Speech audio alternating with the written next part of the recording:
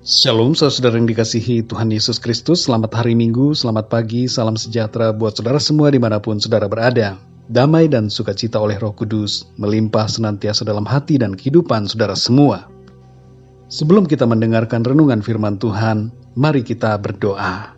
Bapa kami yang di surga, Bapa yang baik, Bapa di dalam nama Tuhan Yesus Kristus, kami mengucap syukur ya Tuhan oleh karena anugerah-Mu di pagi hari ini. Kembali kami ada, kembali kami diberikan kekuatan dan kesehatan oleh Engkau. Kami percaya berkat-berkat yang baru Tuhan sediakan bagi kami.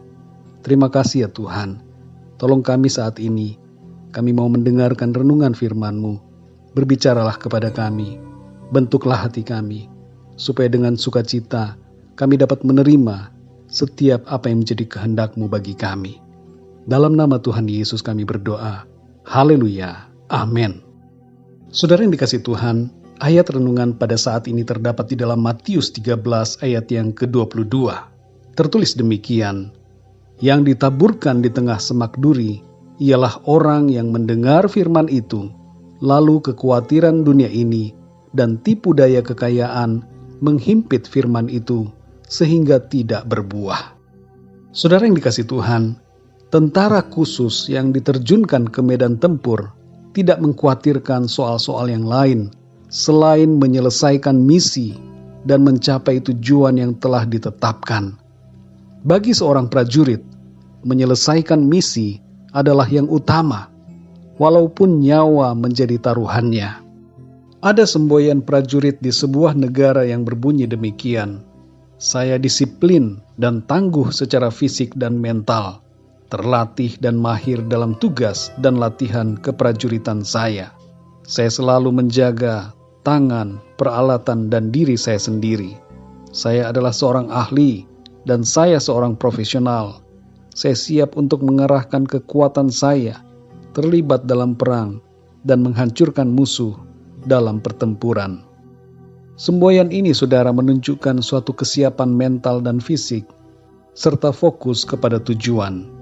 Saudara yang dikasihi Tuhan, kita harusnya sadar bahwa dunia ini adalah medan pertempuran kita secara rohani. Dunia ini bukanlah tujuan kita. Di dunia ini kita hanya lewat saja, saudara. Jadi janganlah kita terikat dengan berbagai kekhawatiran dari dunia.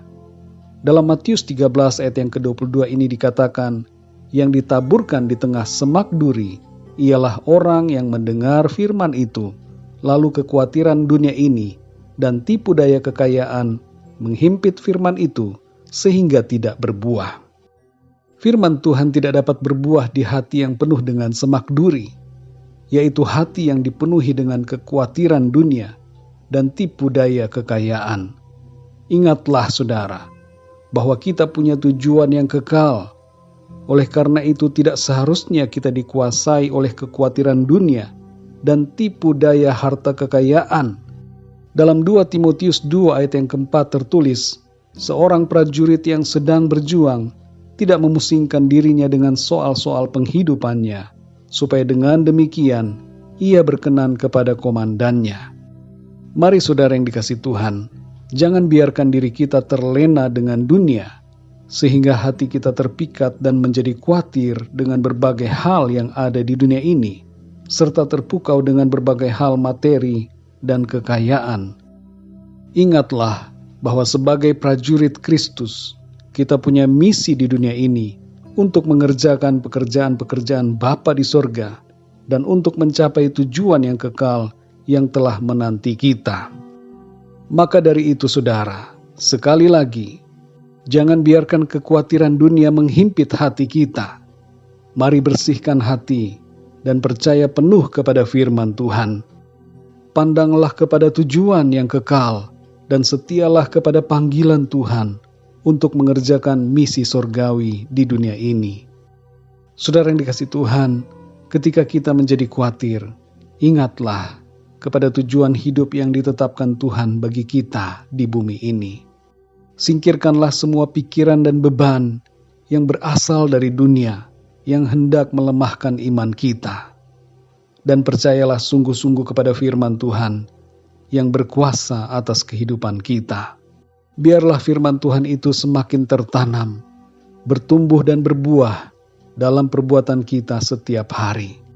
Apabila kita sungguh-sungguh terfokus kepada Tuhan, kita benar-benar memandang kepada janji yang kekal dari Tuhan, dan hati kita selalu terpaut kepada firman Tuhan, maka sukacita itu akan penuh dalam hidup kita. Kita akan menjalani hari-hari di bumi ini dengan penuh semangat dan kebahagiaan karena Tuhan. Mari kita berdoa, saudara. Bapa kami yang di surga, Bapa di dalam nama Tuhan Yesus Kristus, terima kasih ya Tuhan untuk kebenaran firman-Mu yang mengingatkan kami agar kami membersihkan hati kami dari segala kekhawatiran dunia ini dan dari segala tipu daya kekayaan. Tolong kami ya Tuhan, sucikanlah hati kami. Setiap hati yang dipenuhi dengan semak duri, saat ini ya Tuhan, Tuhan bereskan, Tuhan bersihkan di dalam nama Tuhan Yesus Kristus. Hamba-Mu berdoa untuk setiap pendengar yang hari-hari ini hidupnya dipenuhi dengan berbagai kekhawatiran. Biarlah firman-Mu Tuhan bekerja. Kuasa firman-Mu memulihkan mereka. Dan tolong kami semua ya Tuhan, untuk kami sungguh-sungguh menjadi anak-anak-Mu yang setia kepada panggilan-Mu. Kami menjadi prajurit-prajurit yang loyal kepadamu sebagai komandan kami. Tolong kami ya Tuhan, murnikanlah selalu hati kami, supaya mata kami selalu tertuju kepada panggilan Tuhan. Terima kasih ya Bapa, sertailah kami di sepanjang hari ini, agar kami dapat menjalani hari ini dengan penuh semangat dan sukacita, dan kuasa Tuhan dinyatakan di tengah-tengah kami. Terima kasih ya Tuhan, dalam nama Tuhan Yesus Kristus, Tuhan dan Juru Selamat kami berdoa dan mengucap syukur. Haleluya. Amin.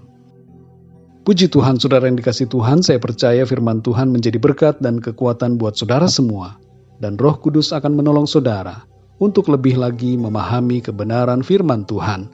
Tuhan Yesus memberkati saudara semua. Sampai jumpa dalam renungan yang berikutnya. Haleluya.